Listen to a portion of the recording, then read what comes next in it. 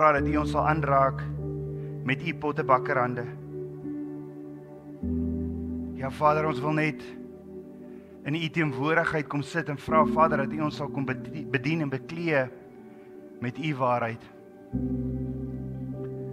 Vader, ek bid vandag, soos dat ons as 'n familie bymekaar kom, wil ek ook net my vrou kom seën, Vader, vir haar dag waar U haar geskaap het. Dankie vir hierdie lewensmaat, dankie dat sy saam met my staan. U het haar reg gekies, Vader, en U het haar by my gesit om saam met die bediening te kan doen, Vader, en Vader, ek bid dat U haar hart sal aanraak en dat sy net in U wees sal wandel en dat U woord soos heuning in haar mond sal wees. Seën haar, Vader. En so elke een hierso vandag, Vader, elke een wat gebroken is, elke een wat sy hart seer is en waar daar twyfel is en bekommernisse is, Vader, ek wil bid dat U vandag, when you walk into the room, as U die vertrek instap, Vader, dan verander alles. Come have your way, Vader, voor U alleen kniel ons. U is die koning van my hart. Ek kom lê myself neer as lewende offer. Vergewe my daar waar ek U nie gehoorsaam nie. Vergewe my daar waar ek dink ek doen die regte ding, maar volg my eie weë, bou my eie koninkryk. Ek wil dit alles vandag by die voet van die kruis kom neerlê en sê, Vader, ek hoor 'n voice out of the desert. Wat sê, the king is on his way. Dankie dat ons in voorbereiding kan gaan en weet dat ons Messias is op pad. Vergewe asseblief, Vader. Ons sondes, was ons met die waterbad van die woord. Ek bid dat U nou my mond sal kom aanraak met 'n vuurkoel. En elke woord wat gespreek word uit die troonkamer. Come have your way in this place. Ek bid, Vader, waar ons gefokus is op ons situasies, waar ons vas is dalk in godsdiens, dat U vandag net U hand so onder ons koppe sal kom indruk en ons koppe oplig en dat ons gefokus sal wees op U. En die we begin. Ons wil saam met U stap, halak, wandel, step by step. Dankie vir U liefde, Vader. Ons loof en ons prys U. Ek bid dit alles in Yeshua Messiah se naam, die seun van Jotewawai. Amen, amen, amen.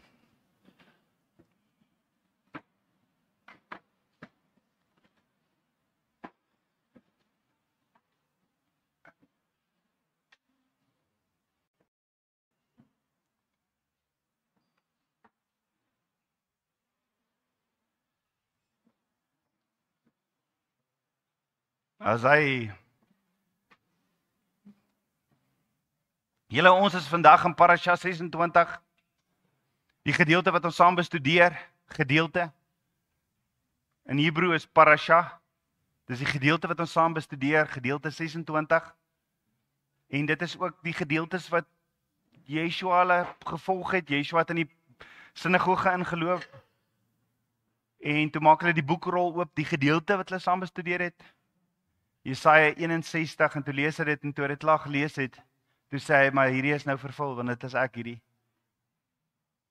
So ons is vandag in Parasha 26 Shemini, en die gedeelte wat ons saam bestudeer is in Levitikus 9 tot Levitikus 11 vers 47, in die Haftara 2 Samuel 6 vers 1 tot 2 Samuel 7 vers 17, waar Usai aan die verbondsark raak, en hy Abba Vader nie gehoorsaam nie. Daar is sonde, is wanneer ons Vader nie gehoorsaam nie. In die kleinste detail het ons nodig om Abba Vader te gehoorsaam.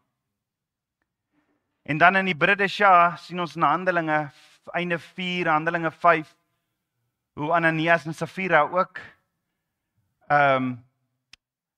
hierdie belofte maak oor die eiendom, en dan dit nie gehoorsaam nie. Ons kyk ook in Matteus 3, Hebreërs 8, daar is vele gedeeltes Inteendeel kyk ons deur die hele woord, want alles wys na Yeshua. Shemini is die 26ste lesing uit Torah en die 3de lesing uit die boek Levitikus. En Shemini beteken 8ste. En dit kom uit die eerste woorde in Levitikus 9 vers 1 wat sê, en op die 8ste dag het Moses, Aaron en sy seuns en die oudstes van Israel geroep. Ek glo Vader roep ons vandag. Ek glo Vader roep ons as 'n familie bymekaar om vandag sy waarheid raak te sien, want ons ken net as ons daardie volheid kan sit, gaan dit so amazing wees om net by Yeshua te sit en die volheid en alles te kan verstaan, want elke ding wat opgeskryf in die woord is spesifiek daar. Die woord beskryf dan die gebeure van die 8ste dag na die oprigting van die tabernakel. Met ander woorde, die Torah gedeelte van hierdie week gaan voort vanaf ons laaste gedeelte wat ons saam bestudeer het, 25, Tsaaf, waar die 7 dae lange inhuldigingsseremonie vir die tabernakel en die priesters beskryf word. En baie kere dan dink 'n ou, maar wat het hierdie nou met ons te doen? Wat het die inhuldiging van die hoëpriester nou met ons te doen? Dis mos nou die gedeelte roe wat ons maar die Bybel uit kan skeer. Come on, wat het dit nou met ons te doen? Hierdie is 'n boek geskryf, geesgeïnspireerd vir geestelike wese van God wat gees is. Gedurende elk van hierdie 7 dae van inwyding, wat begin het op 23 Adar volgens Hebreë kalender, het Moses in wese as die eerste hoëpriester van Israel gedien deur offers te bring om nuwe priesters op te lei en in te wy. Daar was 'n prosedure hoe om hoëpriester en priesters in te wy. Is dit vir ons belangrik om dit te weet? Absoluut, want ons word geroep as heilige priesterdom. Op die 8ste dag het Abba Vader egter Aaron en sy seuns opdrag gegee om amptelik met hulle nuwe verantwoordelikheid as priesters te begin. Mag Abba Vader ons vandag amptelik die verantwoordelikhede gee as priesterdom, as sy priesterdom. Weet jy wat dit behels? Is dit net om te glo in Yeshua? Ja, daar staan in 1 Petrus 2 vers 9 staan daar, ons is 'n heilige priesterdom. Maar ek gaan aan met my lewe. Serieus?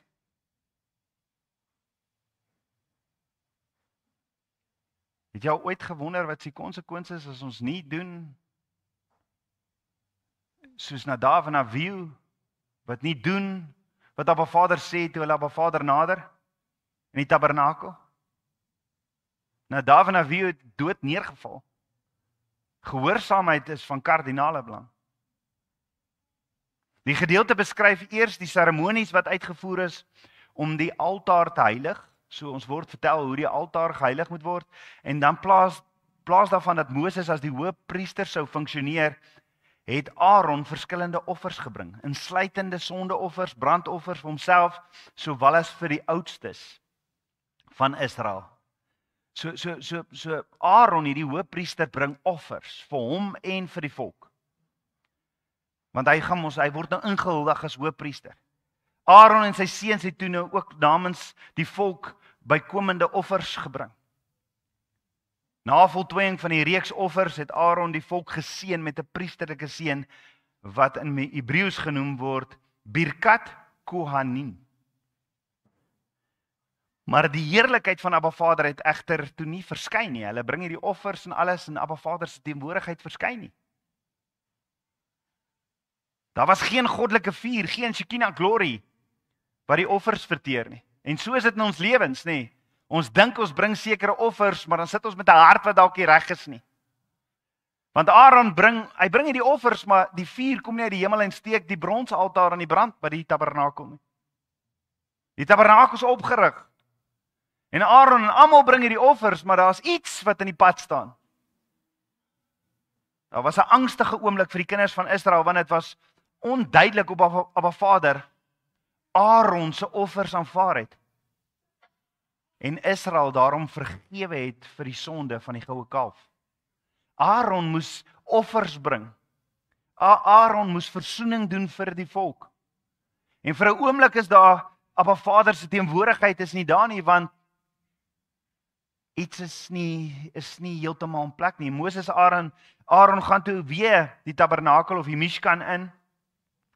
En nadat hulle weer uittrek om die kinders van Israel te seën, verskyn die heerlikheid van Abba Vader en die heilige vuur in die vorm, die Hebreë prentjie wat geskets word, daardie vuur wat uit die hemel uitkom is soos 'n leeu, se gesig wat so afkom en die offers op die bronsaltaar die eerste keer aansteek. En ons as priesters ons opdrag is om die vuur te laat bly brand. Vir die wat Midrash gemis het Woensdag aand. Ons as priesters het 'n rol. Is jy besig om die vuur te laat brand? Toe die kinders van Israel dit sien, hoe hierdie vuur uit die hemel kom en hierdie bronsaltaar in die brand steek, het hulle verheug en geskree en op hulle aangesig voor Abba Vader neergeval. Ek glo, Vader is 'n God wat nie verander nie. En dis my gebed dat ons ook vandag verheug en sal skree op aangesig voor Abba Vader, soos wat sy teenwoordigheid ons kom aanraak.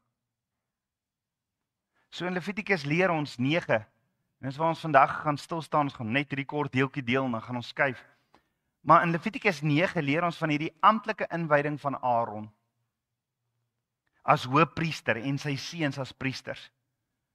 So ons het oor Pesach feesseisoen gesien, Yeshua is ons hoëpriester. Hy is ons hoëpriester en hy tree in vir ons.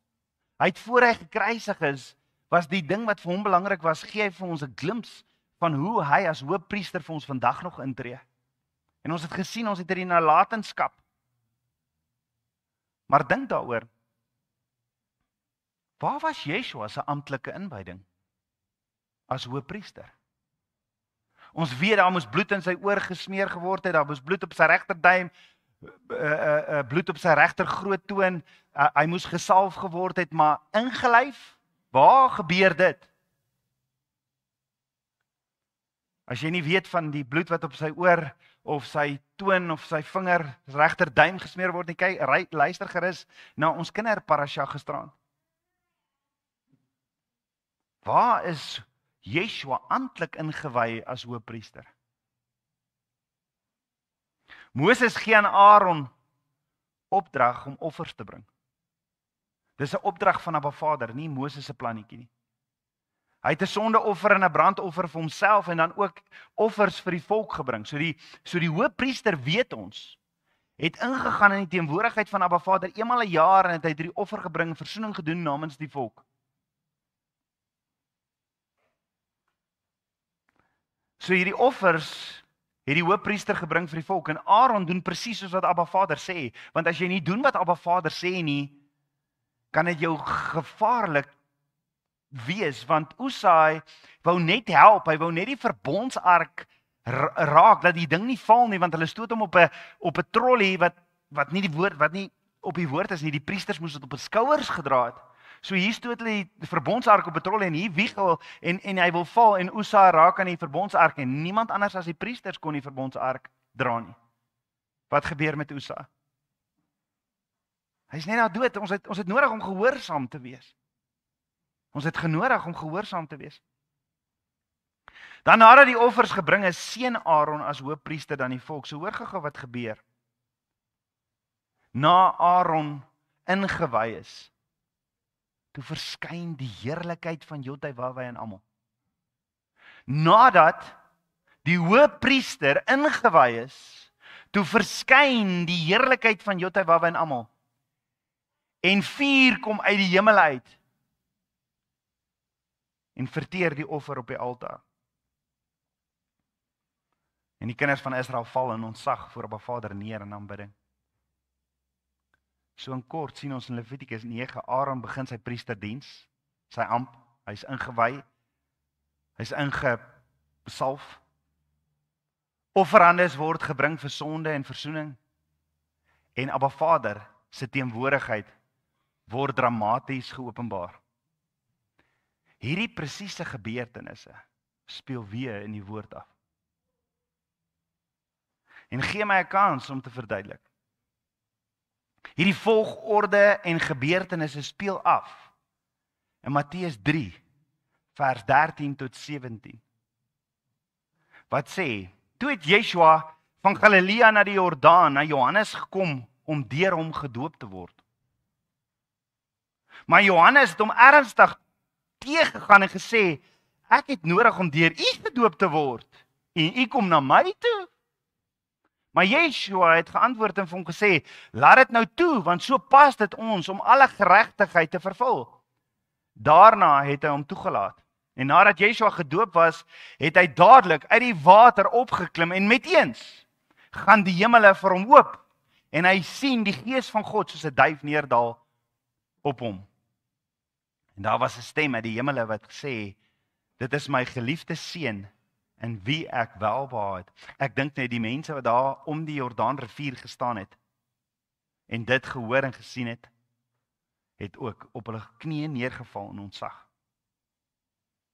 'n Stem uit die hemele wat sê, dit is my geliefde seun in wie ek welbehaag het. Vir die wat al saam met my in Israel was, of die wat al in Israel was, as jy by 'n plek daar, ons weet nie presies waar Johannes die Doper Yeshua gedoop het nie, maar daar's verskeie plekke, maar naby Jerigo is daar hierdie een plek. En as jy daar by daai rivier gaan staan aan die oorkant van die rivier, staan wagte met dis Jordanië, die land Jordanië. En daar staan hulle met gewere en kyk vir jou, jy doop. So jy bly maar aan die kant van die rivier. Ons is nie bang nie. Yeshua leef in ons. Is dit moontlik dat by Yeshua se doop dat Yeshua amptelik ingewy is as hoëpriester? So kom net so 'n bietjie agtergrond vir die wat nie ons evangelie of Matteus reeks volg saam met ons Woensdae nie. Matteus se evangelie gaan oor Matteus wat vir die Jode wil verkondig, hy self 'n Jood, en hy wil vir die Jode verkondig, hoorie, Yeshua is die Messias, Yeshua is koning. Julle bestudeer die woord so lank. Julle bestudeer hom elke week, parasha op gedeelte, en alles gaan oor Yeshua, maar julle sien hom nie raak as koning nie. En so stel Matteus ons voor in Matteus 3 aan die aankondiger van die koning, as ook die lam van God. Matteus stel ons aan Johannes die Doper voor as die voorloper van Yeshua.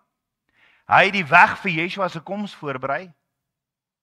En ons weet in die antieke tye was dit algemeen dat as 'n koning op pad was na 'n stad toe, hy sekere dienaars of sekere aankondigers voor hom uit sou stuur en hulle twee funksies gehad, naamlik een van die funksies was om aan te kondig dat die koning op pad is. Die ander funksie was om die pad voor te berei sodat die reis maklik sou wees. So aangesien paaie in daardie tyd onderworpe was aan allerlei slaggate en gevare, was dit baie belangrik dat die koning nie vertraag sou word nie, dat die koning nie beseer sou word terwyl hy gereis het nie. Nou dit is wat Johannes die Doper gedoen het. En dit laat my dink aan die storie wat ek gelees het van 'n koning en sy twee aankondigers. Ja, daar was eens 'n wyse koning. 'n Wyse koning wat twee aankondigers gehad het. Elke oggend moes hulle twee voor die mense staan en die koning se boodskap oordra aan die volk. Die eerste aankondiger was ernstig. Hy het nie doekies omgedraai nie. Hy was ernstig en het vir jou baie keer net die negatiewe gegee. Hy het altyd gefokus op die slegte dinge, die probleme in die koninkryk. Die uitdagings en gevare. En die mense het begin moedeloos voel as hulle hom hoor en het toe hulle hoop verloor. Want hy het net net die negatiewe goeters verkondig. Die tweede aankondiger het egter 'n ander benadering gehad. Hy het die waarheid gepraat. Maar hy het altyd hoop gebring. Hy het gesê, ja, daar is storms, maar I am is in the storm.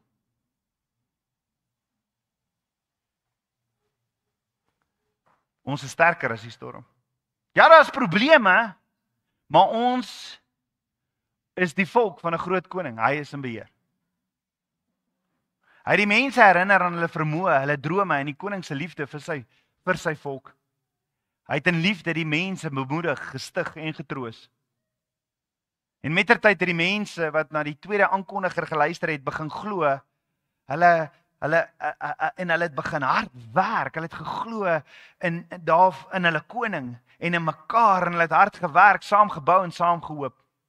En die hele koninkryk het begin blom. Nie omdat daar minder probleme was nie, maar omdat hulle harte sterker geword het en hulle hoop gesien het. En die koning het toe eendag gesê, die wêreld verander nie.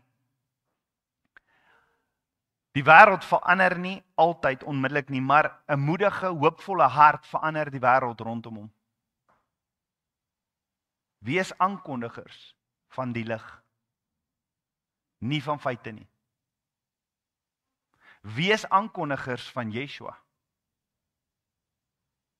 nie van feite nie. Nie van, kom ek sê julle hoeveel kennis het ek nie. Kom ons fokus op Yeshua, op die lig, want hy is die hoop. Hy is die hoop. Die vraag is dit nie wat ons koning van ons vereis nie, wat sy aankondiger is jy? Want ja, ek like dit dat die mense vir my luister. Ek like dit. Maar watter aankondiger is jy? Jou kennis? Of rig jy die aankondigers? Rig jy die mense wat luister na jou, wat aankondig, na Yeshua die koning? Om aankondigers van die lig te wees, soos wat Johannes die Doper, 'n aankondiger van die koning, die lig was. Dis waartoe ons koning ons roep. Dis waartoe ons as heilige priesterdom toetree. Ons keuse om hoop te bring, selfs in moeilike tye. Maak 'n wêreld van 'n verskil. Wat se hoop kan ons bring? Wanneer gaan oorloë, aardbewings, armoede, siektes en dood? Hoe kan ons hoop bring as al hierdie dinge gesien word? Broer teen broer. Jy sien kanker, jy sien al hierdie siektes, jy sien hierdie aardbewings, jy sien oorloë. Jy sien al hierdie dinges. Al hierdie dinge. Ja, dinges. Jy sien dit reg rondom ons. Is ons aankondigers van hoop? Want so waar ons koning is op pad. Prepare the way. Ek weet jy werk hard aan jou eie koninkryk. Maar ek wil vanoggend vir jou net 'n voice, 'n stem in die woestyn wees. Ons koning is op pad. Ons koning is op pad. Be prepared. Jy gaan baie spyt wees as jy sy koms gemis het, sy tweede koms op die wolke, omdat jy jou koninkryk bou, want dit gaan alles tot niks nie. Prepare the way. So Matteus 3 vers 1 tot 2 staan, en daardie dae het Johannes die Doper opgetree in die woestyn van Judea, gepreek en gesê, bekeer julle, want die koninkryk van die hemel het naby gekom. En ons weet hierdie gepreek, ons het dit gesien, is die Griekse woord keroso, wat beteken om aan te kondig of om te verkondig. Wat het Johannes die Doper aangekondig? Johannes het die koms van die koning, die Messias, aangekondig en gesê, bekeer julle, is tyd om terug te draai na Abba Vader se weë toe. Dis tyd om seker te maak, jy is besig met dit waarvoor hy jou geroep het. Dis tyd om seker te maak, jy stap in verhouding saam met hom. Jy is nie besig om jou eie koninkryk te bou nie. Bekeer of repent in Hebreëus is die woordjie teshuva. Teshuva beteken terugkeer, draai weg. Jy's vasgevang, jy dink jy loop op die regte pad, jy's besig om vir jouself net meer en meer materialistiese dinge op te bou vir jou kinders, net al hierdie weelde en al hierdie dinge te bewerkstellig, maar wat van jou en jou kinders se verhouding? Daardie intieme verhouding met Papa God. Teshuva is 'n 180 grade omkeer terug na Abba Vader se weë. Dis 'n wake-up call. In hierdie konteks verwys bekeer of teshuva na die proses van terugkeer na 'n toestand van geestelike reinheid en daardie closeness met Abba Vader. Daar waar jy hom kan aanvoel, veral as jy afgedwaal en gesondig het. Maar let wel, Johannes verkondig bekeer of teshuva en dit behels, wat beteken hierdie bekeer of teshuva? Wat beteken dit? Eerstens, die erkenning van jou sonde. En vandag is ons het 'n hele week, 7 dae van fees van ongeseerde brode gehad, waar ons vir Vader gevra het, Abba, deurgrond ons hart. Deurgrond ons hart. Wat is die sonde hier in my? Wat is sonde nou weer? 1 Johannes 3 vers 4, dit is wanneer ons Abba Vader se woord nie gehoorsaam nie. Tweedens, as jy besef jy het gesondig, word dit gevolg met 'n ware berou, ware spytgevoel oor die optrede of gedrag. Jy voel regtig, jy's Abba, ek het nie geweet, ek is besig. Ek het gedog ek doen 'n goeie ding, ek sorg vir mense, ek sorg vir my familie, maar in die dis soos hierdie ou wat in hierdie oorlog was wat ons van lees in die woord, wat in die oorlog was, en die koning kom na hom toe en sê, "Hoorie, God your heart." Maar dis oorlog en hy dink hy doen net die goeie ding en hy skiet, maar toe raak hierdie ou wat die koning vir hom gebring het om te bewaar, toe raak hierdie ou weg. En dit is wat gebeur met ons. Ons raak so vasgevang in ons situasies in ons wêreld dat ons verloor ons eie hart in die proses. Hoe lyk jou hart voor Abba? Hoe lyk jou verhouding met Abba? En hoe lyk jou opdrag wat hy vir jou gegee het? Is jy besig? Want ons koning het vir ons 'n opdrag gegee, gemaak disippels. Wie is jou disippels? Bid jy vir jou disippels? Volg jy op hulle soos wat Yeshua sy disippels? Derdens, volg belydenis. Dis 'n verbale berouvolle erkenning van die verkeerde dinge wat jy gedoen het deur gebed en jouself neerlê. Vierdens, jou toewyding tot verandering. Jy wil verander. Jy wil nie meer in hierdie wêreld en hierdie dinge, jy wil nie meer sondig nie, jy wil Vader se woord 100% gehoorsaam. Ek en jy het nou nog 'n geleentheid om te teshuwa, om terug te keer. Usa het nie. Ananias en Sefanja het nie. So teshuwa is 'n diep geestelike proses van terugkeer na Abba Vader om na sy wil toe te gaan. Is 'n terugkeer na 'n regverdige pad. En dit was Johannes se boodskap. Keer terug, bekeer julle want die koninkryk van die hemel het naby gekom. En dan sê Matteus 3 vers 3, want dit is hy van wie deur die profeet Jesaja gespreek is, toe hy gesê het, die stem van een wat roep in die woestyn, berei die weg van die Messias voor, die koning voor sy paaie, maak sy paaie reguit. So Johannes die Doper was 'n aankondiger, hy was 'n wegvoorbereider. Hy was 'n wegvoorbereider en Jesaja het sy koms geprofeteer. Johannes het die mens geroep om 'n weg vir die koning in hulle harte te maak.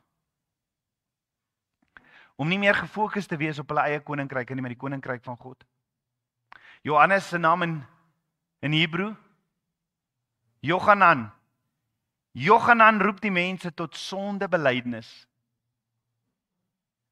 En die mense het letterlik gestroom na die woestyn toe, na die Jordaanrivier toe,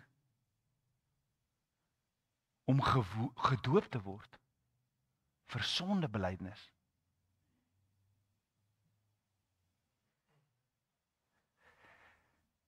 Het jy geweet die doop is vir sondebelydenis? Ek meen, as die doop is vir sondebelydenis, hoekom doop ons dan babas?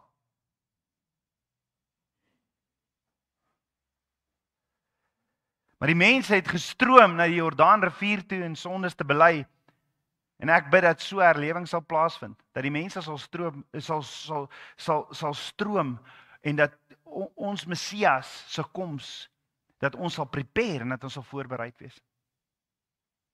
En so die doop ook Johannes se handelsmerk geword, dit weet ons, want almal ken hom as Johannes die Doper. Ons ken hom nie as Johannes die Besprinkler nie.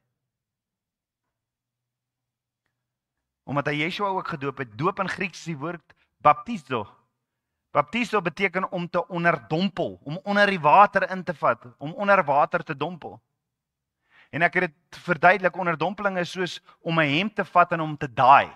En ek het hierdie ou vuil bruin hemp wat gate in het, en hy's deurgedra, maar ek laaf hierdie hemp, so ek wil net hê hy moet 'n ander kleur hê, dan gaan daai kom. Ek weet die jong mense gaan hierdie nie ken nie, maar ek het dit geken. En dan het jy my ma die klere gedaai, en dan as jy hom uit die waai, so kom ons sê jy vat hierdie ou lelike hemp en jy druk hom onder die water, blou daai, en jy haal hom uit, dan is die mooiste blou hemp. En dit is wat jy gebeur as jy iets onderdompel. Hy neem daardie hemp, neem die kleurstof op. Net soos die doop met Johannes, die doper. Dis nie die water waarin jy doop wat die sondes weg was nie.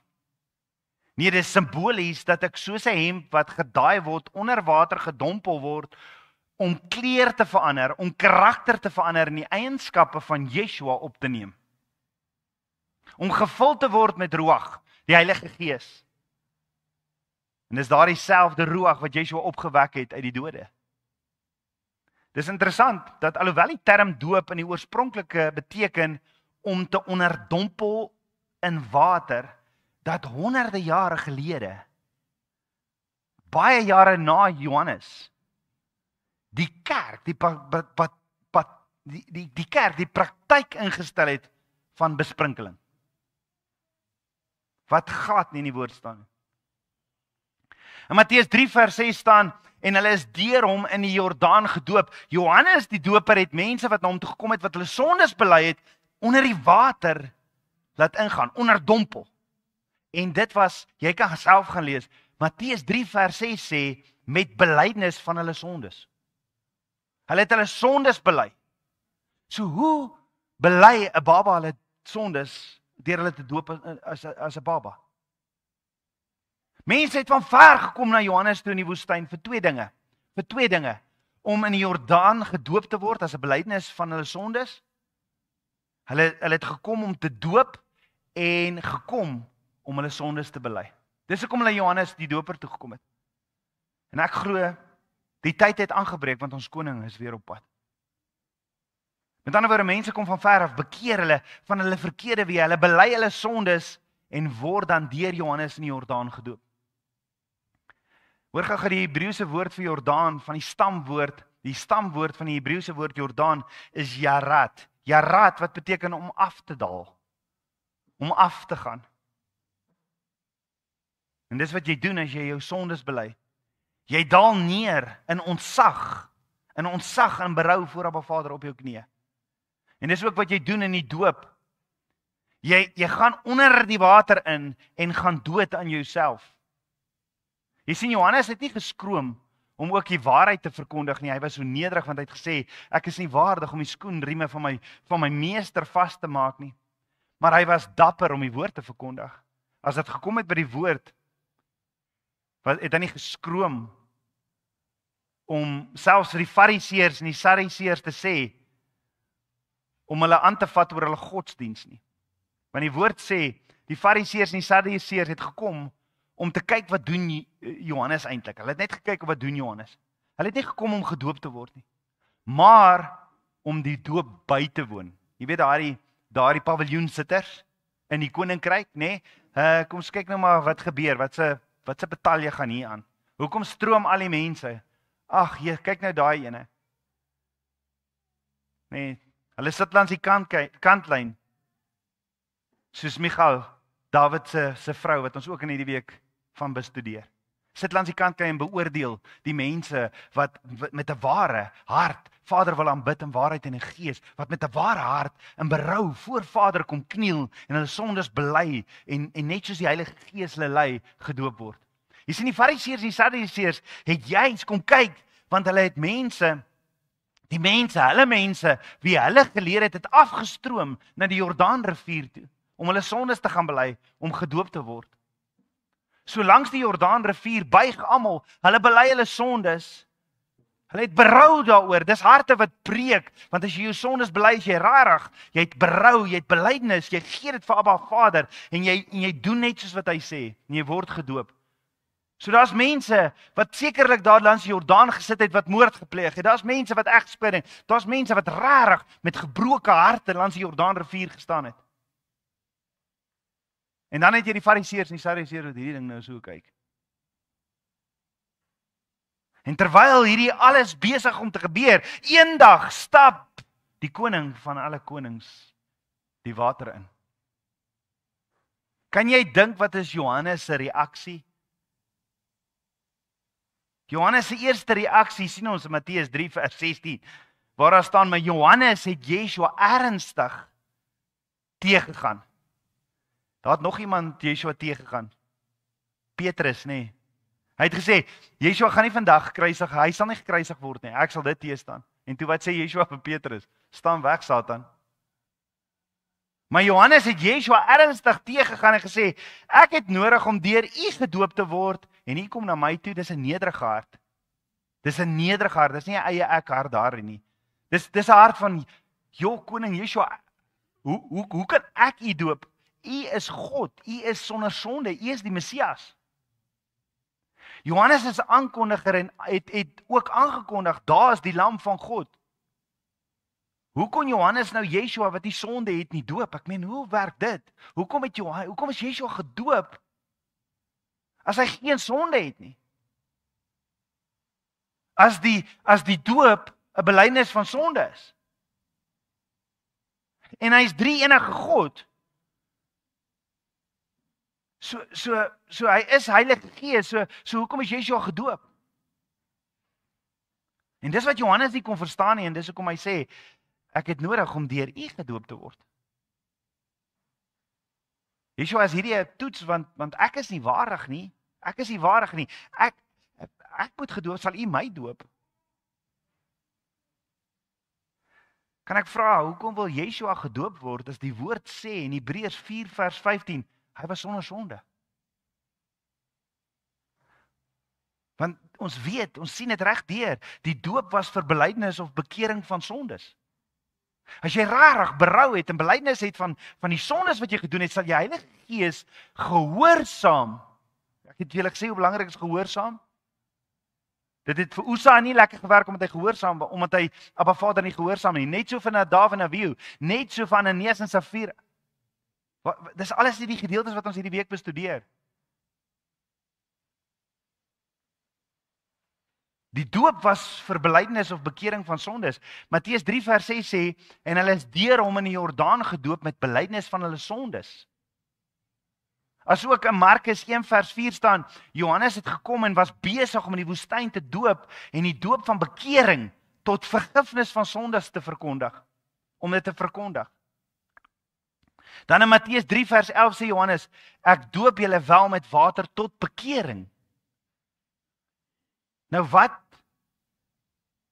erken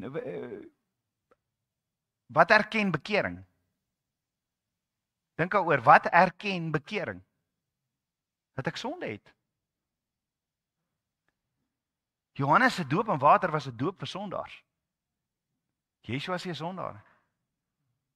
Johannes het mense gedoop wat hulle sonde erken het, wat hulle sonde bely het, wat hulle van sonde bekeer het en wat begeer het dat Abba Vader hulle sou transformeer soos daardie hemp, wat ou hemp wat in die water geonderdompel word, wat uitgetrek word en so die karakter van hulle koning verteenwoordig as heilige priesterdom. Kan jy sien hoekom sal die vyand alles in sy vermoë doen om ons te kry om nie gedoop te word nie?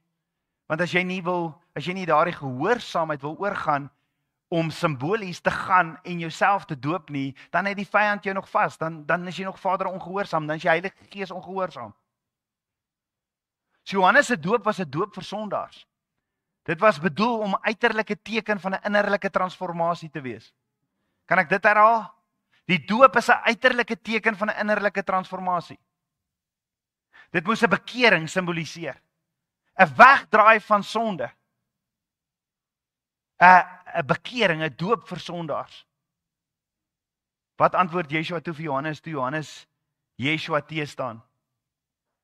Yeshua antwoord Johannes en sê in Matteus 3 vers 15, Johannes, laat dit nou toe, want so pas dit ons om alle geregtigheid te vervul. Hoor jy wat sê Yeshua? Yeshua sê, laat dit toe Johannes, want so pas dit ons om alle geregtigheid te vervul. Dadelik het Johannes toe vir Yeshua gedoop.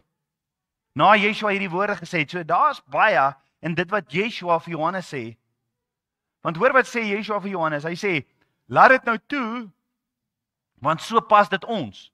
Johannes, ek en jy het 'n verantwoordelikheid hier, hoor, so pas dit ons. Hierdie is iets wat ons moet doen. Nie net ek nie. Dis nie net ek wat gedoop word nie, want anders kon ek enigiemand gevra het. Maar hier is 'n spesifieke rede hoekom ek na jou toe gekom het, Johannes. Doen dit toe nou. Doen dit. Want so pas dit ons. Jy het 'n deel hier, hoor Johannes. Jy het 'n deel hier.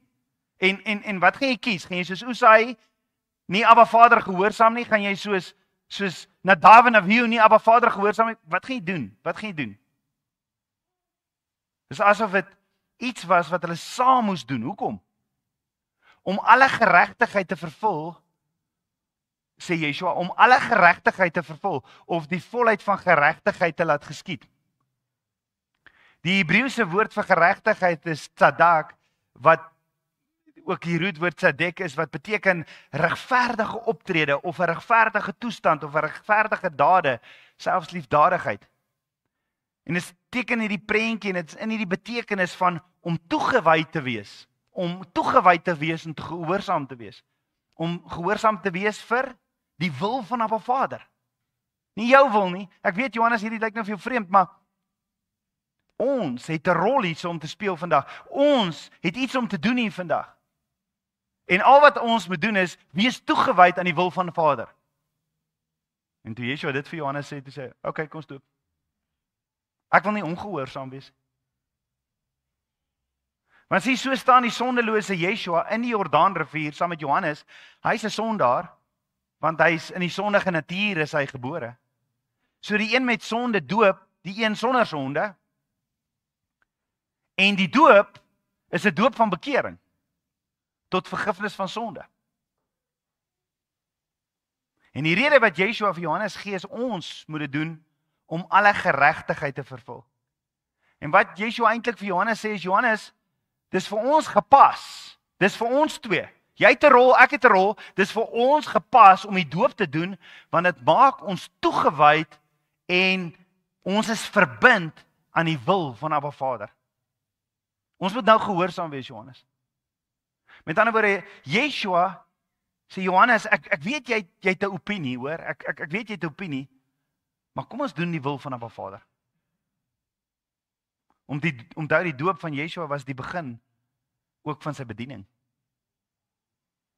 En Yeshua het reg deur sy bediening gesê, ek is net hier om die wil van my Vader te doen. Ek sê net wat ek my Vader hoor sê. Ek doen net wat ek my Vader sien doen. Met ander woorde, Yeshua stap die water in en dis die begin van sy bediening op die ouderdom van 30. Ons moet die woord ken, want as sulke klokkies begin lui, dan is dit soos 'n Abba. Yeshua se bediening begin op die ouderdom 30 en sê vir Johannes, wat nie Yeshua wil doop nie, omdat Yeshua geen sonde het nie, maar Yeshua sê vir hom, ons doen, en is net toegewyd tot die wil van die Vader, ons doen en gehoorsaam Vader. En daar's 3,5 jaar se bediening wat voor lê vir Yeshua. 3,5 jaar se bediening. Wat eindig by die kruis? Nee. Dit was sy bediening op aarde.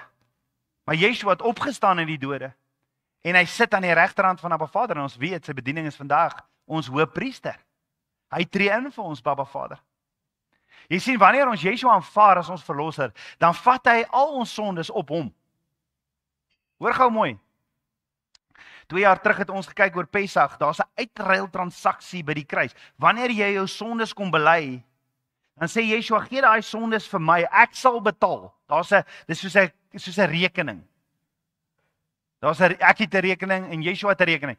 En Yeshua se rekening is geregtigheid. Wat 'n kleed is, 'n kleed van geregtigheid, skoon gewas. In my en jou rekening is daar wat is die loon van sonde? Dood. En Yeshua kom sê, maar gee vir my daardie ongeregtigheid, gee vir my daardie, ek sal die prys betaal, ek gee vir jou die kleed van geregtigheid. Dit was 'n ruiltransaksie. Maar so staan Johannes in die water, hy's 'n sondaar en Yeshua vat eintlik dit wat Johannes sin is. Yeshua sê, ek sal joune vat, ek sal al die ongeregtigheid vat, ek sal al die ongeregtigheid vat en ek sal onder die water ingaan.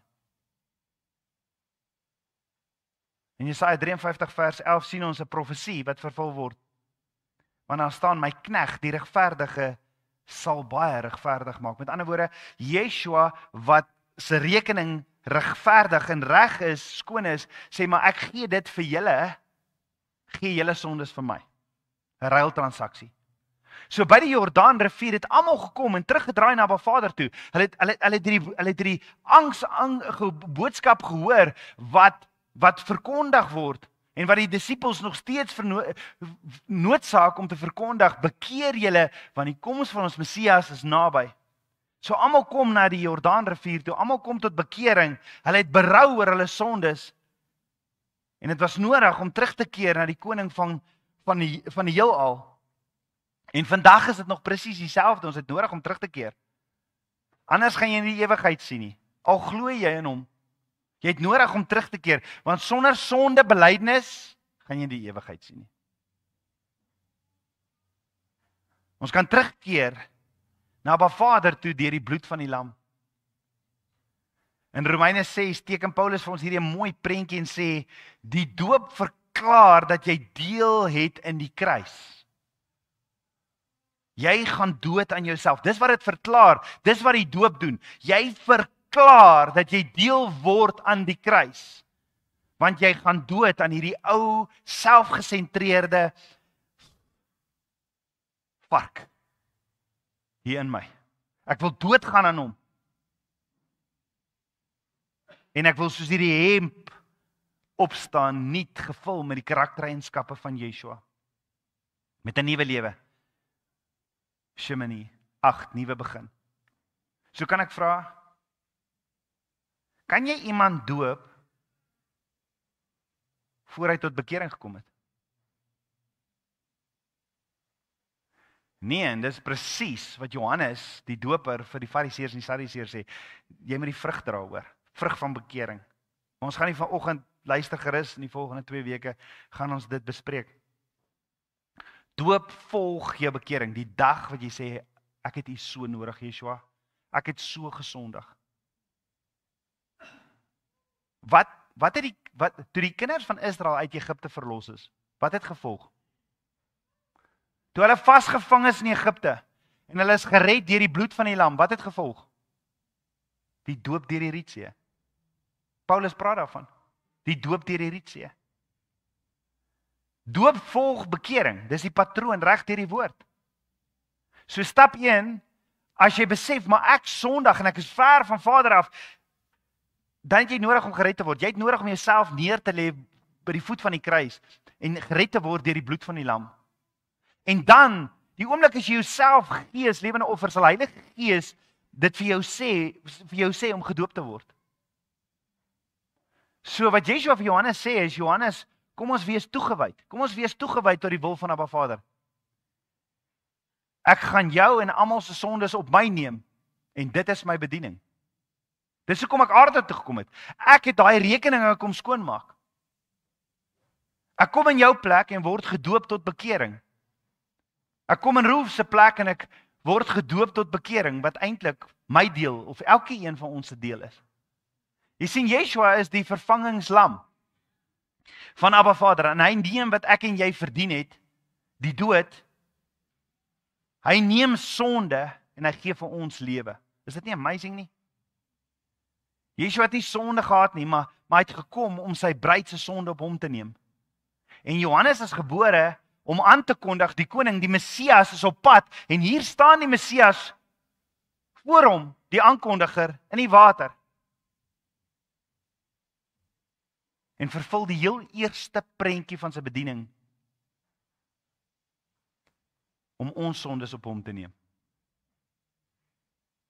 En dis hoe sy bediening begin. Yeshua het gekom om ons verhouding met Abba Vader te herstel. Dat ons in verbond saam met hom kan wandel. Dat ons kan terugkeer. En dis hoekom Yeshua sê, ek is die weg, die waarheid en die lewe. En niemand kom by die Vader behalwe deur my nie. En dis die begin van Yeshua se bediening. Wat 3,5 jaar geneem het. Kan ek jou gevra, hoeveel maande is dit? 42 maande. Weet jy hoe lank het die kinders van Israel, hoeveel stoppe was daar van Egipte tot in die beloofde land? 42 stoppe. Dis die begin van Yeshua se bediening. 3,5 jaar sou dit duur. Alles sodat my en jou verhouding met Abba Vader sal herstel word. Hy het ons sondes op hom geneem om te lewe in 'n verhouding saam met Abba Vader te hê, om sy bruid te wees, afgesonder en heilig in hom. En dit is die wil van die Vader, om hierdie verlossingsplan in plek te sit, sodat ek en jy 'n kans het om te lewe. En die doop is die begin van Yeshua se bediening, net soos wat Aaron as hoëpriester eers sy sondes moes bely voor die vuur uit die hemel uit neergekom het en die bronsaltaar aangesteek het. Hy moes sy sondes bely en die volksinne.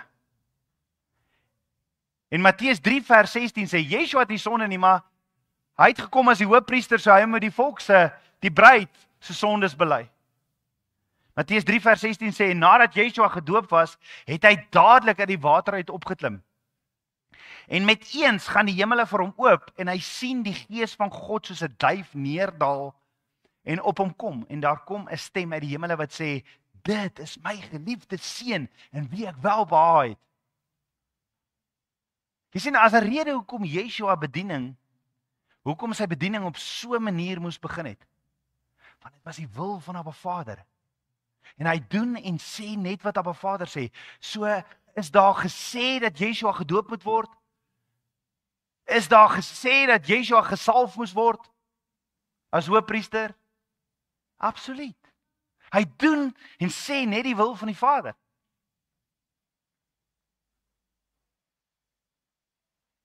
So wat het die water? Wat het die water met geregtigheid te doen? Ek leer by Prof Gerry in Genesis 1 vers 2 staan, en die aarde was woes en leeg en duisternis was op die wêreld vloed.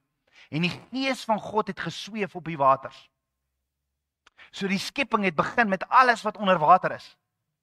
Alles was onder water. En dis hoe my en jou lewe ook begin het, as jy gewonder het. Ons was in die baarmoeder, onder water. En die woord sê, die gees van Abba Vader het oor die water beweeg. En ons weet, Abba Vader het toe die land en die water geskei, en die skeiding het plaasgevind in die 6 dae wat hy die aarde, die hemel en die aarde geskaap het. En soos wat hy die land en die water skei, sien jy dat die water uit die land beweeg.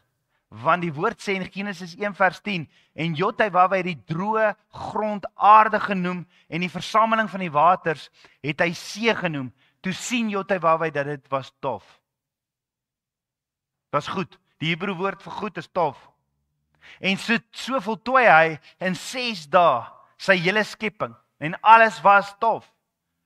Tof beteken volgens skepingsdoel.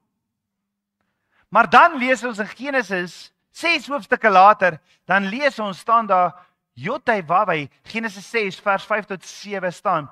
Toe Jotai-Wawe sien dat die boosheid van die mens op die aarde groot was en al die versinsels wat in sy hart bedink word, altyd deur net sleg was, het dit Jotai-Wawe berou dat hy die mens op die aarde gemaak het, en daar was smart in sy hart. En Jotai-Wawe sê, ek sal die mens wat ek geskaap het van die aarde verdelg, die mens sowel as die vee en die kruipende diere en die voëls van die hemel, want dit berou my dat ek die mens gemaak het. En ons weet as gevolg van hierdie boosheid en hierdie ongeregtigheid wat op aarde was, Yeshua sê, soos in die dae van Noag. Matteus 24, soos in die dae, daai boosheid wat op aarde geregeer het, wat op aarde was, dis die boosheid waarin ons is vandag. Soos die koms van Yeshua wees. Ons weet as gevolg van hierdie boosheid en ongeregtigheid in Noag se tyd, kom daartoe wat? 'n vloed. Water, wat die hele aarde. So Abba Vader het die ongeregtigheid op aarde kom onderdompel. Dis die eerste doop. Dis 'n prentjie wat reg deur die woord vir ons geskilder word. Abba Vader het die hele aarde kom onderdompel onder water. Wat gebeur? Wat gebeur toe die hele aarde onder water was? Wat stuur Noag uit? 'n duif. 3 keer. Eerste keer Noag stuur die duif uit, maar dit vind geen rusplek nie en kom terug na die ark toe. Die tweede keer kom die duif eers 7 dae later. Kom hy terug met wat in sy mond? Olyfblaar of olyftakkie. En die derde keer, weer 7 dae later, stuur Noag die duif uit. Het die duif teruggekom?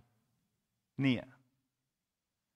Maar die tweede keer toe die duif terugkom na die water, die aarde van ongeregtigheid gereinig het, toe kom die duif terug met 'n olyftakkie in sy mond.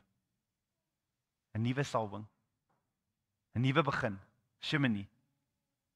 Reg deur die woord word hierdie olyfblaar is of 'n olyftakkie is 'n simbool van salwing en dan vrede.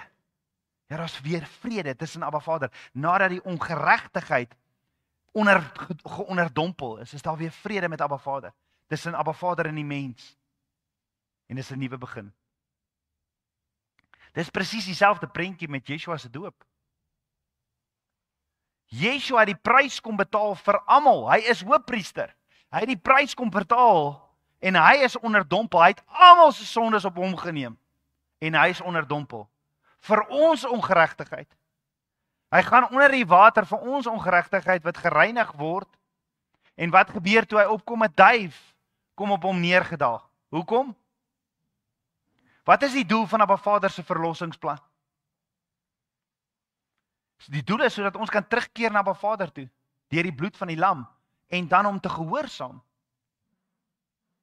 En dan sal daar vrede wees.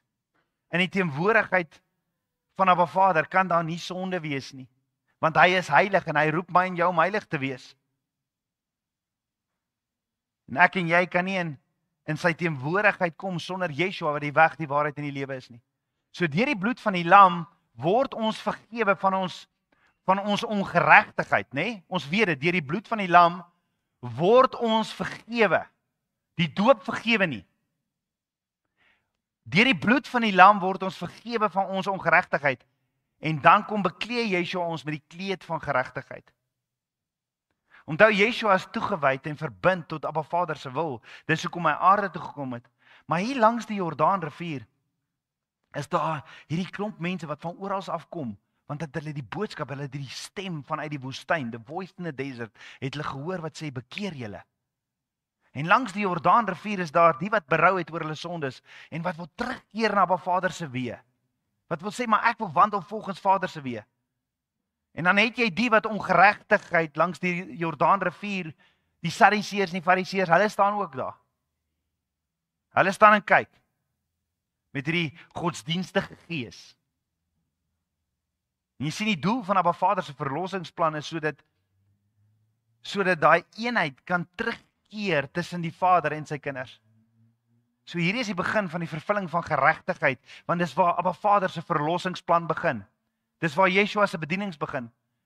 So terug na die vraag, hoekom staan Yeshua en Johannes in die water en dan sê Yeshua vir hom, ons het nodig om hierdie te doen. Johannes, ons het nodig om hierdie te doen. Ons het nodig om toegewy te wees tot die Vader se wil. Want hoor gou wat sê 9/11. Jy gaan dit nie vergeet nie. 9/11. Hebreërs 9 vers 11. Maar Yeshua wat opgetree het, dis ons noodkreet, nê? As jy in nood is, dan bel jy mos 9/11. Dis as jy in Amerika bly, maar hoor wat sê 9/11, Hebreërs 9 vers 11. Maar Yeshua wat opgetree het as hoofpriester van die toekomstige weldade, het deur die groter en volmaakter tabernakel, wat nie met hande gemaak is nie, dit wil sê, wat nie van hierdie skepping behoort nie, ook nie met bloed van bokke of kalwers nie, maar met sy eie bloed eenmaal ingegaan het in die heiligdom en 'n ewige verlossing teweeggebring het. Het jy dit gehoor? Ons sien twee dinge wat Yeshua doen. Twee dinge. Eerstens, Yeshua, ons hoofpriester, het Abba Vader se teenwoordigheid in die tabernakel in die hemele ingegaan met sy eie bloed. Hy het nie bloed van 'n dier ingeneem nie, maar die bloed van die lam van God. Dit is wat die hoofpriester gedoen het. Die hoofpriester het eenmal 'n jaar bloed ingeneem en versoening gedoen vir die volk. Yeshua het dit eenmal en vir altyd gedoen. Tweedens, wat moes die hoofpriester gedoen het voor hy Abba Vader se teenwoordigheid ingegaan het? Daar was 'n proses. En Abba Vader gee ons die instruksies in sy woord. Voordat 'n hoëpriester toegelaat is om die allerheiligste in te gaan, moes hy ingelyf en gesalf geword het. Want sien, Yeshua is ons hoëpriester, wat eenmaal ingegaan het, by die groter volmaakte tabernakel, die hemele, wat nie met hande gemaak is nie. Hy het nie ingegaan met bloed of bokke of kalwers se bloed nie, maar met sy eie bloed en 'n ewige verlossing teweeggebring het. Dit weet ons ken dit, ons het dit op Pesach ook gesien. So, maar Yeshua moes ook ingelyf geword het en gesalf word as 'n hoëpriester, en dis waaroor Levitikus 9 gaan. Maar waar het dit gebeur, dat Yeshua ingelyf en gesalf was? Hoor gou wat sê Abba Vader se instruksies in Eksodus 29 vers 1 tot 4. Dis die toewyding en die inwyding van die priesters. En dit is die saak wat jy vir hulle moet sê. Abba Vader praat met Moses. En dit is die saak wat jy vir hulle moet doen, om hulle te heilig, dat hulle vir my die priesterampt kan bedien. Neem 1 jong bul en 2 ramme, wat sonder gebrek is, en ongesuurde brood, en ongesuurde koeke, met olie gemeng, en ongesuurde platkoeke, met olie bestryk.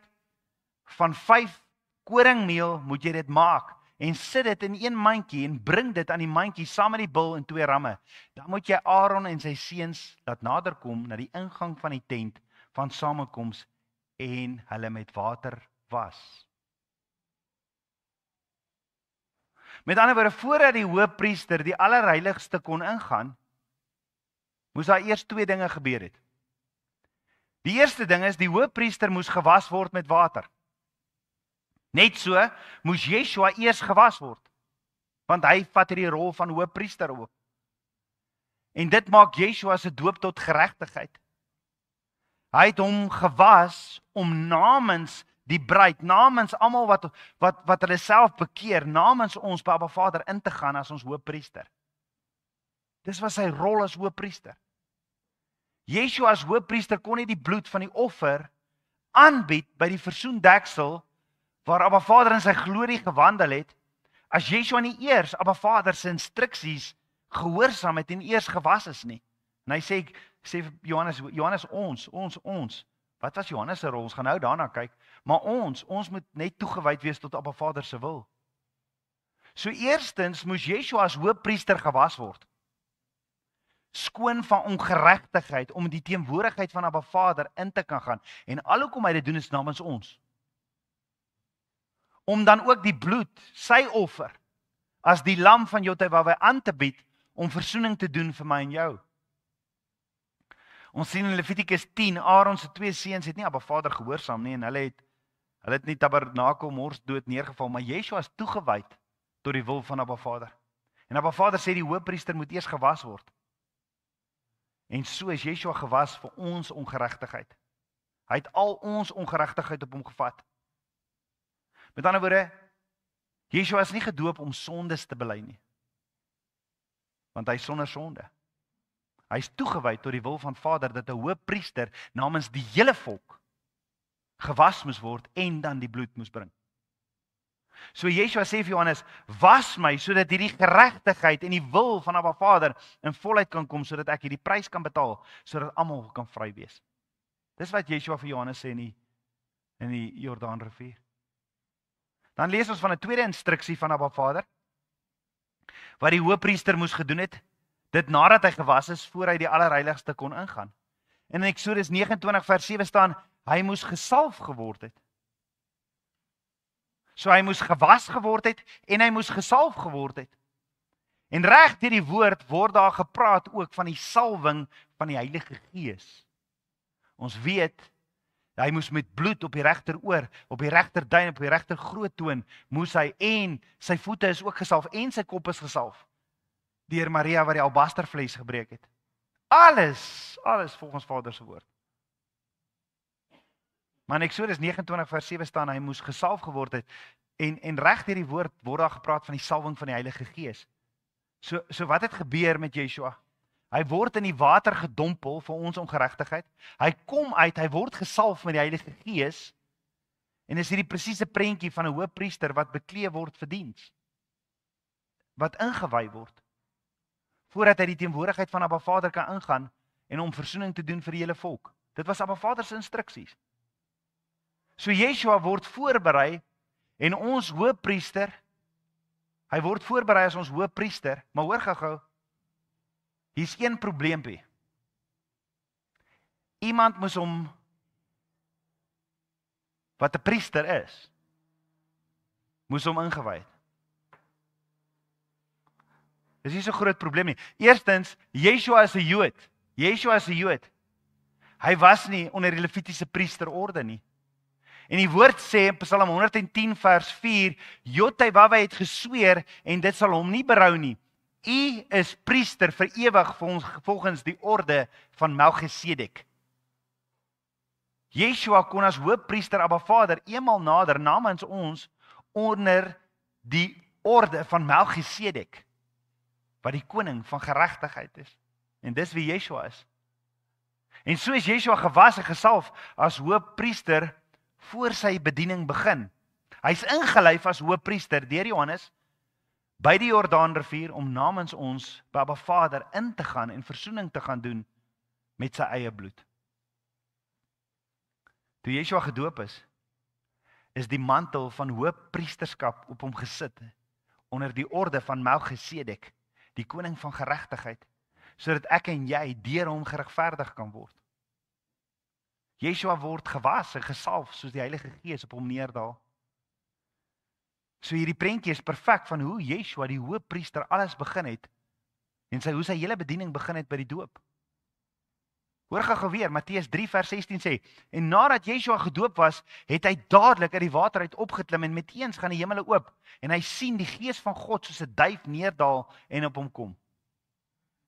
En nou maak Jesaja se profesie ook sin wat Yeshua self gesê het, wat staan in Jesaja 61 vers 1, die Gees van Jotawah is op my. Johannes het dit gesien, almal wat daar was, het gesien hoe die Gees op hom was. Yeshua was die offerlam van Abba Vader, wat gebring sou word vir ons sondes, maar voor die offer gemaak is, moes die hoëpriester, wat ook Yeshua is, eers gesalf word, omdat die hoëpriester die bloedaanbieding in die allerheiligste ingeneem het. En dis hierdie prentjie en presiese volgorde van hoe Yeshua in die water gedoop is vir ons. Hoe hy gesalf was deur die Gees van Jotawah. En dis amazing, want Petrus het hierdie verstaan. Want nadat Yeshua opgevaar het na die hemel, het hulle die evangelie gaan verkondig in Jerusalem, Judea, Samaria. En op 'n stadium, toe hy een sleutel van die kerk moes oopsluit om die heidene in te bring in die kerk, toe getuig hy vir Kornelius hulle en hy sê in Handelinge 10 vers 38, julle weet van Yeshua van Nasaret, julle het van hom gehoor, julle weet van Yeshua van Nasaret, hoe Jotawah hom met die Heilige Gees en met krag gesalf het. Hierdie gebeur vir alles as gevolg van dit wat die hoëpriester vir my en jou kom doen het. Alles opgeskryf, Yeshua doen net wat hy sy Vader sien doen. Hy sê net wat hy sy Vader sien sê. So eers is dit Yeshua wat die wil van Abba Vader doen om gesalf te word as hoëpriester, vir my en jou om die offer te word. En dan sê die woord, Yeshua self het met sy eie bloed betaal. En dis hoekom Johannes die doper daar staan. Dis waar die ons inkom. Want Yeshua self, hy moet met sy eie bloed betaal, en dis hoekom Johannes die doper saam met Yeshua in die water was. En hom moes doop en inlyf as die hoëpriester. Hy moes hom doop. Jesaja profeteer en sê, in Jesaja 40 vers 3, 'n stem van een wat roep, berei in die woestyn die weg van Jotawah, maak gelyk in die wildernis 'n groot pad van ons God, ons koning wat kom. En ons weet, Johannes was die stem in die woestyn wat die Messias aangekondig het, aangebied het. Hoekom was Johannes die een wat Yeshua aangebied het? Want die hoëpriester moes aangekondig het, wie is die lam van God. Johannes die doper was uit die stam van Levi, wat die ander hoëpriesterdom was.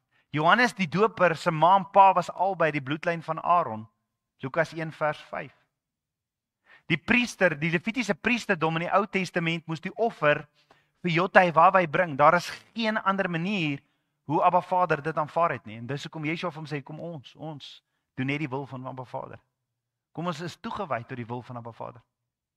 Jy sien, Abba Vader se instruksies is hierdie Levitiese priesterskap moes die offer vir Abba Vader aanbied.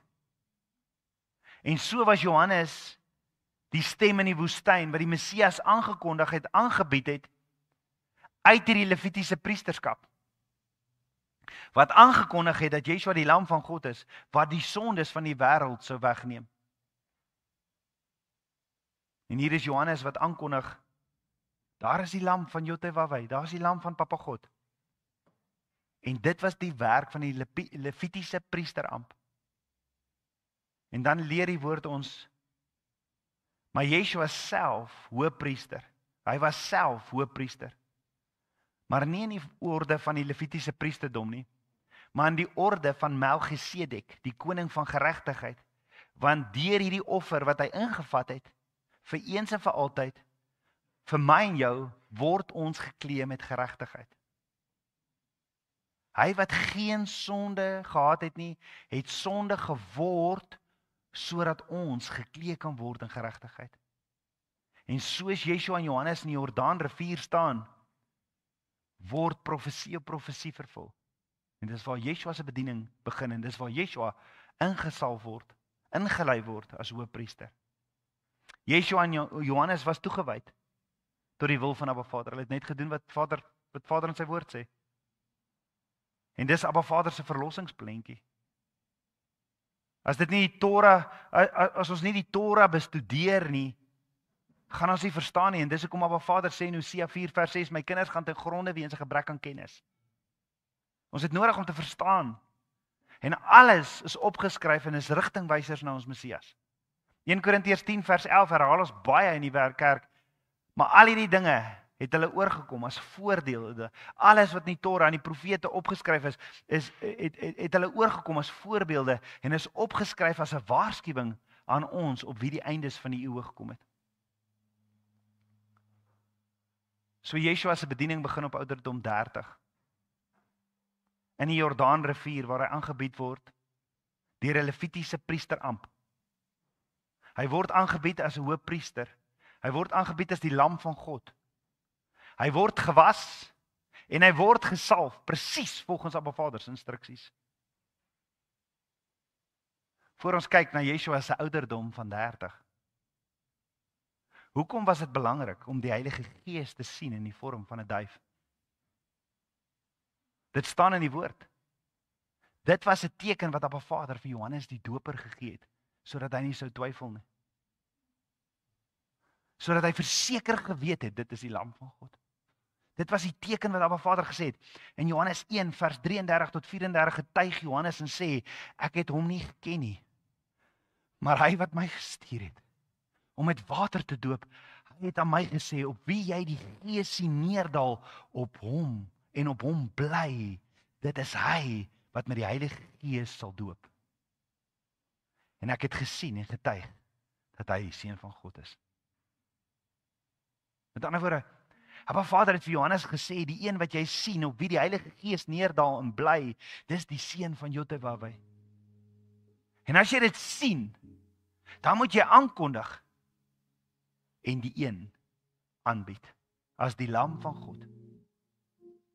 So hoekom het Yeshua se bediening begin op die ouderdom van 30? Yeshua doen niks as dit nie daar staan geskrywe staan. Waar staan dit geskrywe? Wel, eerstens sê Lukas 3 vers 23, Yeshua was omtrent 30 jaar oud toe hy begin leer het. Maar waar staan dit in die geskrywe dat die hoëpriester 30 moes wees? Numeri 4 vers 3. As iemand wil ingaan om hierdie werk in die tabernakel te doen, moet hy 30 wees. So deur Yeshua wat gedoop word, identifiseer Yeshua met my en jou as sondaars. Paulus sê in 2 Korintiërs 5 vers 21, want hy het hom wat geen sonde geken het nie, sonde vir ons gemaak, sodat ons kan word geregtigheid van God in hom. So sit jy dit alles bymekaar, dan sien jy dat wat hierdie dag gebeur het, is wat gebeur het in Levitikus 9.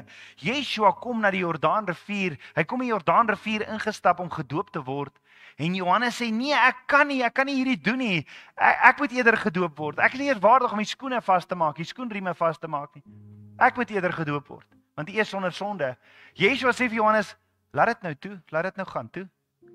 Want so pas dit ons albei het 'n rol, jy as hoëpriester, ek as die toekomstige hoëpriester uit die orde van Melchisedek, om alle geregtigheid te vervul, want ek word onder die orde van Melchisedek, die koning van geregtigheid, gesalf, sodat ons kan verbind. Kom ons verbind net tot die wil van Abba Vader. Kom ons gehoorsaam net wat Abba Vader nog die hele tyd sê. Kom ons vervul net hierdie prentjie. En so word Yeshua gewas, gesalf deur Johannes die Doper uit die Levitiese priesterdom, presies soos die woord sê. En hy bied Yeshua aan as hoëpriester in die orde van Melchisedek, net soos die woord sê, en op die presiese ouderdom van 30. Hoe wil jy iets uit die woord uithaal en sê, maar ek weet beter. Ek weet beter, hierdie boek moet eerder inkom en hierdie een moet uit. Nee, kom ons buig net neer, toe asseblief. Kom ons buig net neer. Want is godsdiens en hoogmoed wat jou hart betreed. Hierdie is 'n geesvervulde woord. En jy mag niks bysit en niks wegvat nie. Johannes die Doper wat aankondig, maar ek bied die lam van Jotawah aan. Jy sien, Yeshua moes aangebied word as hoëpriester. En hy moes aangekondig word as die lam van Jotawah. Uit die offer van Levitiese priesterskap. Dis alles. Elke boksie is getik, elke boksie. En dit is Abba Vader se woord, dit behoort nie aan enige een van, dis Vader se woord, dit was sy verlossingsplan van die begin van die aarde, dis opgeskrywe. As jy in die geestesrelm indruk, sal Abba Vader dit vir elkeen van ons wys. Dit was nog altyd daar, dit was sy verlossingsplan. En dis hier waar Yeshua se bediening begin het. En net die feit dat Yeshua wat God is, hom laat doop het. Yeshua is God. Net die feit dat God homself laat doop, bevestig dat dit is wat moes gebeur het. En Yeshua bevestig hierdeur waarvoor hy Johannes die Doper ook geroep het as hierdie aankondiger. Tydens Yeshua se doop sien ons dat ook duidelik die drie-eenheid. Die drie-eenheid. Wat in die Jordaan sien jy die Vader, jy sien die Seun en die Heilige Gees. Jy sien nie die prentjies soos die aarde skoon gemaak word van ongeregtigheid deur water. Begin hierdie bediening by die Seun as die lam van God. Wat sê ek sal die sondaars reinig van alle ongeregtigheid deur die prys wat betaal moet word. Ek sal daardie prys betaal. En dan sien jy ook hoe Yeshua aangekondig word as die lam van God. Jy sien die Seun, hy is die lam en hy is die hoëpriester. Jy sien die Heilige Gees soos 'n wit duif neerdaal en Yeshua kom vul en op hom bly. En dan hoor jy die stem van Abba Vader wat sê, dit is my geliefde seun in wie ek welbehaag het. Yeshua het vasgehou het nou het ons kom leer om vas te hou aan Abba Vader se woord. Abba Vader het ons lief gehad.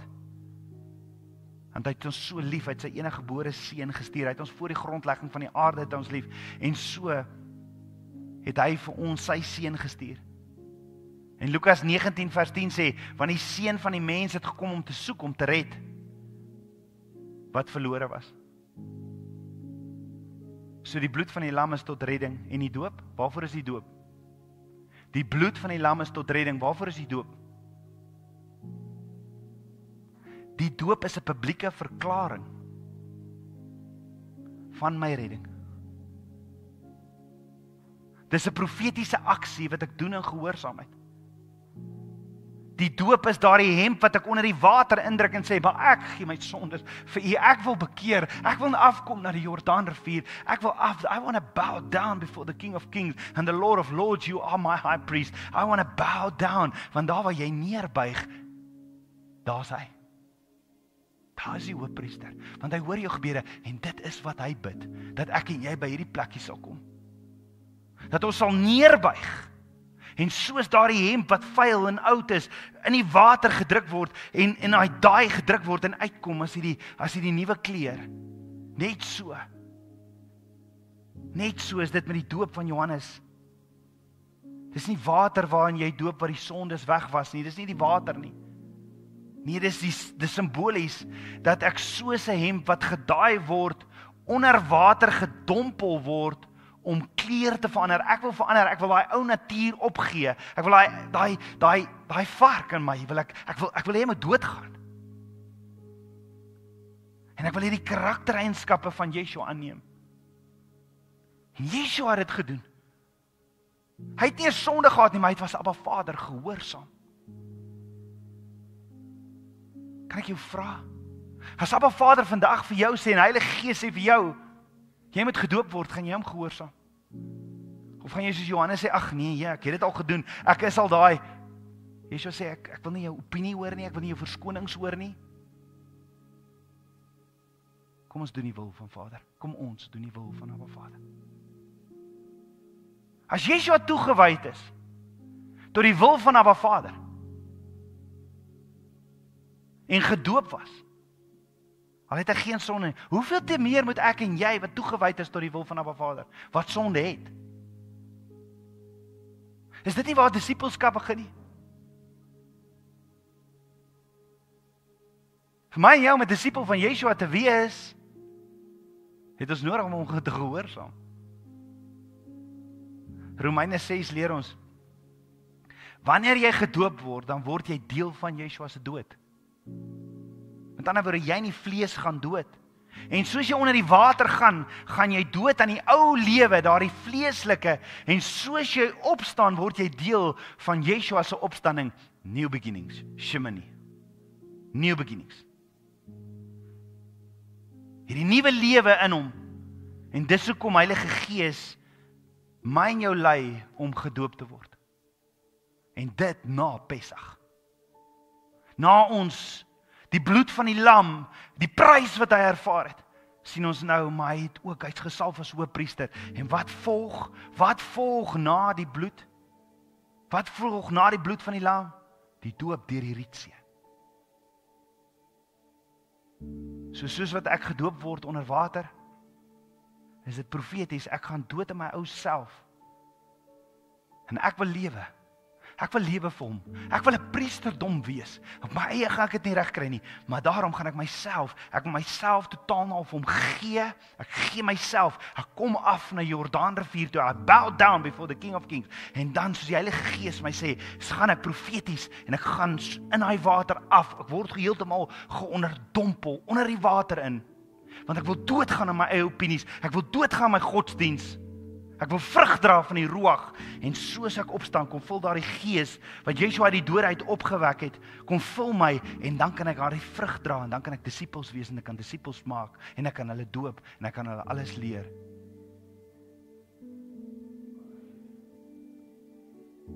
En ek lewe dan in 'n nuwe verbond saam met my koning. Hoekom uitstel? Hoekom uitstel? As Yeshua dit gedoen het, as Yeshua ons kom wys het, hoekom doen ek en jy dit nie? As dit op jou hart is, praat met die lyn na die tyd, kom praat met my. Ons reël dit, ons doen dit. Want ek wil lewe vir hom. Ek wil sy heilige priesterdom wees. Hy is my hoëpriester. Kom ons bid saam. Ons almagtige Vader, Papa God, dankie vir u liefde. Dankie vir u goedheid, Vader. Dankie hierdie hele prentjie wat in Levitikus 9 gebeur van Aaron wat hierdie offers moet bring. Hy wat gewas moet word, hy wat gesalf moet word en vir hierdie hoëpriesterrol en dan doen hy voorbidding en dan kom die vuur uit die hemele uit. Hierdie hele prentjie sien ons in Matteus 3 wat plaasvind met ons hoëpriester. En dankie dat u vir ons hierdie prentjies teken. Dankie dat u ons leer, Vader. Maar Vader, dat u ook vandag met elkeen van ons praat.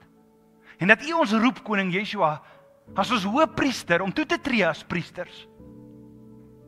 U roep ons om ons godsdiens eenkant te los. U roep ons om ons materialistiese dinge eenkant te los. U roep ons om berou te hê oor ons sondes en dat u roep ons as 'n heilige priesterdom om diensbaar te wees in die koninkryk. Ek eer u daarvoor. Dankie vir die uitnodiging. Hier is ek, Henane. Ek wil toetree en ek wil toegewyd wees tot u wil alleenlik. Dankie vir u liefde. Vader, ek wil vra vandag, kom doen dit weer. Do it again, Lord. Mag die Heilige Gees, mag u Ruach uit die hemele uitkom soos 'n leeu, soos wat daai prentjie geteken word in Levitikus 9, daai gesig van daai leeu, en soos wat daai duif uit die hemele uitkom, en so kom vul ons met die Ruach. Daarom wil ons voor u staan en vir u lofoffer bring, vir u eer bring. Koning Yeshua, u is waardig. U is ons hoëpriester. Ons eer u, ons loof en ons prys u. Ons kom staan voor u. Ons kom aanbid u in waarheid en in gees. In Yeshua se naam. Lord, we are the ones called by your name. We humble ourselves now as we pray, renouncing every sin and wicked way. Lift our voice, seek your face and say, Lord, send the rain, pour out your spirit, let the fire fall, heal us one and all, fall fresh on me. Lord, send the rain, pour out your spirit, let the fire fall, heal us one and all, fall fresh on me. Need you to send the rain, Lord. Lord, we are the ones called by your name. We humble ourselves now as we pray, renouncing every sin and wicked way. Lift our voice, seek your face and say, Lord, send the rain. We need you to pour out your spirit.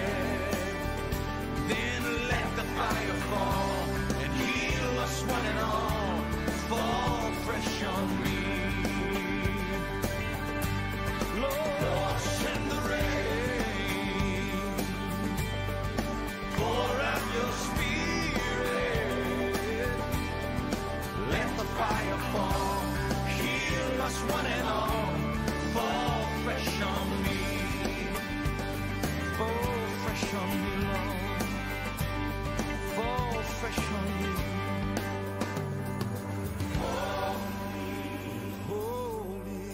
Holy Spirit, let the fire fall. Heal us one and all. Heal us, Lord. Fall fresh on me. Fall fresh on me, Lord. Holy Spirit, let the fire fall. Let the fire fall. Heal us one and all. Fall fresh on me. Lord, send the rain. We need you to pour out your spirit. And let the fire fall.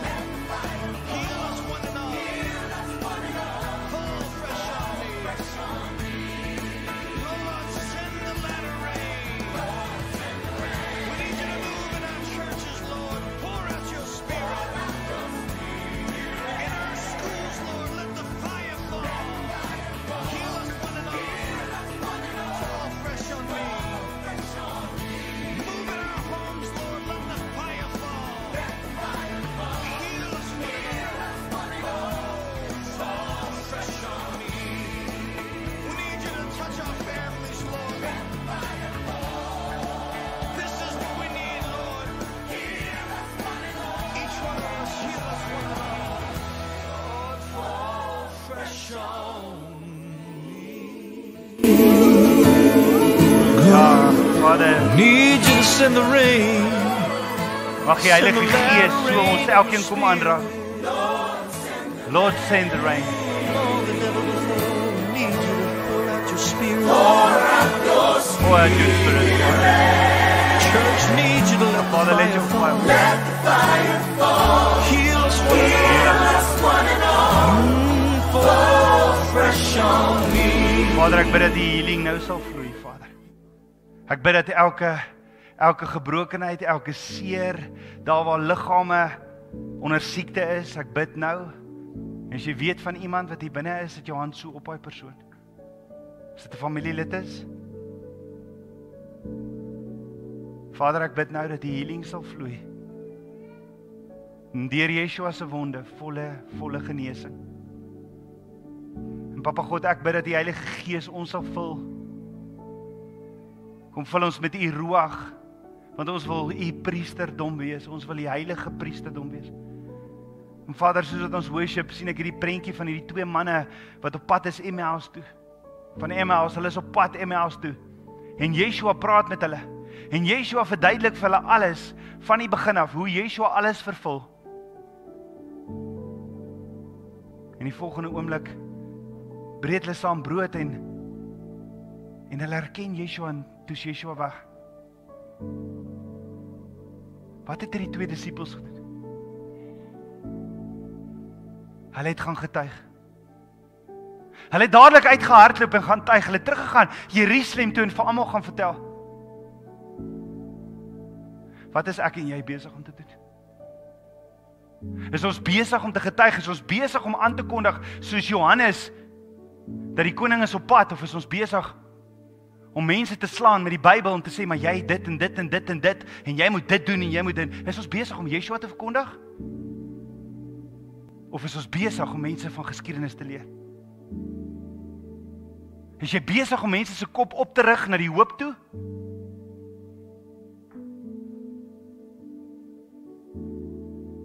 Of is jy besig om mense morbied te maak? Wat is jy besig om te doen? Wat is jou leefstyl besig? Wat straal dit uit? Is ek en jy besig om die vrug van die Heilige Gees te dra? Vader, ek wil vra, kom vul ons opnuut met die ruach. Let your fire fall. Kom vul ons met die ruach. Ons wil u vrug dra, kom snoei ons. Kom snoei ons. Ons wingerdboer, kom snoei ons. Ons wil vele vrug dra wat u verheerlik. Ons wil 'n lig wees in 'n donker wêreld wat u verheerlik. Come have your way in us. Dankie Vader. Ek bid Vader, elke een wat hier in is vanoggend, dat u ruach hierdie saad sal op elke hart, op elke kind wat hier binne is, Vader. Elke persoon wat nie eers Afrikaans kan verstaan wat hier binne is nie, mag u saad wat op elke hart verval het, 100voudig vermenigvuldig, want I know that you will. Ek weet dit is u wil. Dankie vir u woord uit die troonkamer. Vader, ek bid u seën oor elke een vandag, hierso soos wat u die priesters die opdrag gee. Varecha Adonai vishmarecha, Yair Adonai panavilecha vichuneka, Yesa Adonai panavilecha viasem lecha shalom. Aber Vader sê, hy sal jou seën en hy sal jou behoed. Aber Vader sê, hy sal sy aangesig oor jou laat skyn en hy sal jou genadig wees. En aber Vader sê, hy sal sy aangesig oor jou verhef en aan jou shalom vrede gee. Ontvang dit, kind van God. Jy is waardig. Jy is nie 'n nobody nie. Nee, jy is sy heilige priesterdom. Hy wil in verbond saam met jou wandel. En daarom het Yeshua al die boksies getik vir jou. Dankie koning Yeshua, ons loof en ons prys U. Ek bid dit alles in Yeshua HaMashiach se naam, die seun van Jotewawei. Amen.